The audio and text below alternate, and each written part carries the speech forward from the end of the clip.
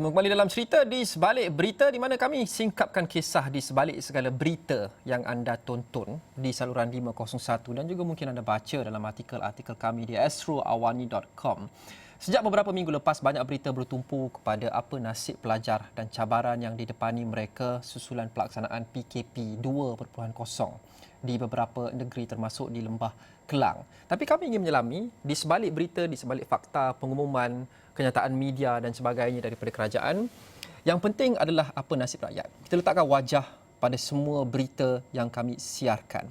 Kisah mereka yang perlu mendepani pengalaman untuk mengambil peperiksaan besar untuk meneruskan pembelajaran dan pengajaran dalam pelbagai norma baru, pelbagai cabaran untuk mengadaptasikan proses pengajaran dan pelajaran dengan keadaan semasa, menerusi atas talian dan sebagainya. Wakil Astroawani Kedah, Abdul Hadi Awang, ada sebentar tadi menemubual seorang pelajar yang bakal menduduki SPM, saya kira 5 hari lagi. Dan cabaran yang didepani oleh pelajar ini bukan sahaja sama besar dengan pelajar-pelajar yang bakal menduduki SPM yang lain. Malah pelajar ini adalah seorang pelajar OKU, autism, yang juga akan menduduki SPM tidak lama lagi. Hadi Awang di Alostar, apa yang Hadi dapat singkapkan daripada kisah ini? Okey, terima kasih Luqman di studio. Dan Luqman, sebenarnya kami selepas mendapat tugasan ini semalam, kami mula mencari mana-mana pelajar atau mana-mana pihak yang kenal ataupun tahu di mana duduknya pelajar-pelajar orang kelainan upaya ini bagi menduduki peperiksaan SPM tahun ini. Dan kami menemui pagi tadi dua pelajar, satu di Sekolah Menengah Kebangsaan Pedu iaitu di daerah Padan Terap dan satu lagi di Sekolah Menengah Kebangsaan Gunung di daerah Kota Star. Dan plan untuk ke Pedu itu sebenarnya diambil. Sebenarnya hari ini ada dua assignment diberikan. Pertama, sidang media Menteri Besar sekitar jam 1.30 tengah hari tadi. Dan yang kedua adalah menemubual pelajar itu sendiri. Manakala pelajar itu ketika kami menelpon waris dia pada pagi tadi, warisnya memaklumkan bahawa pelajar tersebut ada kelas tambahan yang dibuat oleh guru sebagai persediaan untuk kita panggil untuk nak menghadapi peperiksaan SPM yang tidak sampai seminggu lagi. Dan pelajar itu difahamkan akan balik pada jam 3 petang. Jadi saya dari Alostar ini ke sana selepas habis sidang media itu sekitar jam 2 petang, meninggalkan sekejap sidang media itu untuk ke Pedu. Kawasan Pedu itu 1 jam 30 minit daripada kawasan Alostar ini. Dan untuk ke Pedu itu, masalah utamanya di situ sudah pastinya adalah talian internet bagi capaian-capaian internet kepada pelajar di situ. Dan menurut adik Samsuri ini, Samsuri Ruzmi ini, umur 18 tahun, mengambil SPM tahun ini, dia mengalami autism sejak kecil lagi, mempunyai masalah dalam bidang pembelajaran. Menurut ayahnya, ketika kecil, beliau sedikit aktif, terlebih aktif, hyperaktif, terutama apabila melibatkan perkara-perkara sensitif, dan perkara itu sedang mula menurun sejak adik Sam ni, saya panggil, memasuki sekolah menengah. Dan ketika sekolah menengah, jelas ayahnya, adik Sam ini mula menunjukkan satu minat yang mendalam untuk belajar secara lebih tinggi, terutama dalam mengambil SPM dan sebagainya. Manakala ada dalam kalangan masyarakat anak-anak yang autism, jelas ayah kepada adik Sam ini tidak mahu anak mereka mengambil SPM, menyukakan mereka, tapi atas minat yang ditunjukkan adik Sam ini, ayahnya menghantarnya ke sekolah dan menduduki SPM tahun ini. Yang paling menariknya, kecekalan ataupun ketabahan yang ditunjukkan adik Sam ini telah dibuktikan menurut ibunya, mendapat tempat keempat daripada 24 orang pelajar. Dia seorang saja pelajar OKU dalam kelas itu, tapi 23 pelajar lain, pelajar biasa, pelajar normal, dia adik Sam ini mendapat berada di kedudukan keempat ketika peperiksaan berlangsung. Itu menunjukkan tahap minatnya yang mendalam dalam bidang akademik, menjurusnya untuk berusaha agar bukan sahaja berjaya mengharumkan nama dalam bidang akademik, malah mengharumkan nama keluarga. Menangkan keluarganya daripada 3 orang anak yang dimiliki oleh waris adik Sam ini, 2 daripada mereka adalah autism, termasuk adik Sam ini sendiri. Dan Luqman, berkenaan dengan cabaran yang dihadapi sebelum ini di kampung-kampung orang asli tiada gadget dan sebagainya.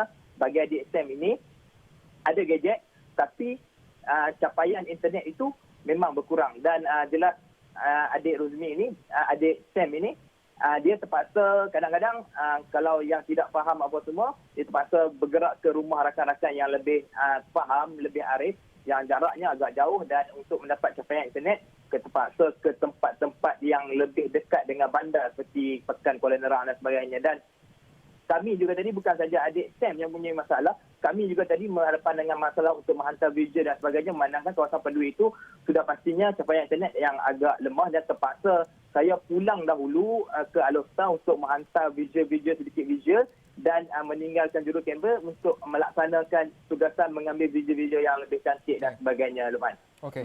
Dan difahamkan kita ada sedikit sedutan temu bual Hadi dengan adik Sam ini. Kita dengarkan dulu sebelum kita menyambung perbincangan ini. Rasa-rasa macam susah juga lah sebab tak boleh study kan. Lepas tu sekolah tak boleh pergi. Lepas tu dengan tuition online lah apa semua. Tu dugaan lah juga. Tapi kadang-kadang tu pergi rumah kawan. Pergi ambil untuk latihan apa semua. Terpaksa tanya kawan-kawan. Cikgu hantar dokumen untuk study, jadual apa semua. Jadi macam senang lah untuk ngaji. Cikgu akan terus terang macam mana nak belajar macam ni, rumusan karangan macam tu. Jadi macam senang lah. Cikgu kata kalau macam susah, kau payah ke, tanya je cikgu. Kalau tanya kawan pun tak apa, tapi nak lagi betul punya cikgu lah. Kecekalan adik Sam ni sangat saya kagumi pelbagai cabaran yang dihadapinya di sebalik ini.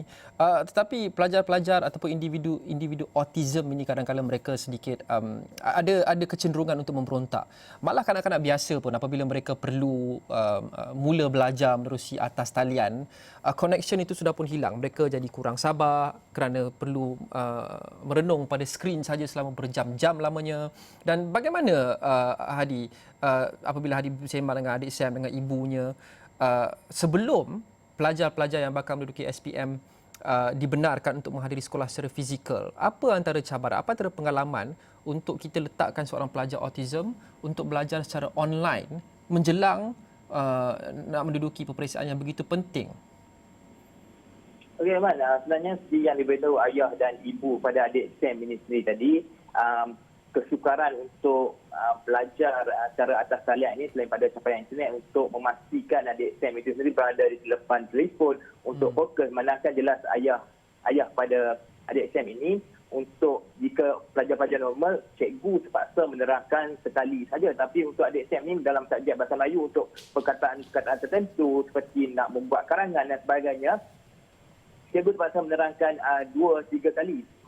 Maksudnya penglibatan untuk banyak pihak dalam satu proses PDPR itu bukan ibu bapa saja, bukan ibu bapa adik Sam ini saja, memastikan adik Sam tidak memberontak dan sebagainya di hadapan PDPR, kira menjalani PDPR itu. Malah cikgu-cikgu itu juga mengambil pendirian untuk bersama dengan adik Sam itu boleh mengulang, bersabar untuk mengulang 2-3 kali dalam memastikan adik Sam ini faham untuk menulis karangan dan sebagainya, untuk tahu peribahasa baru.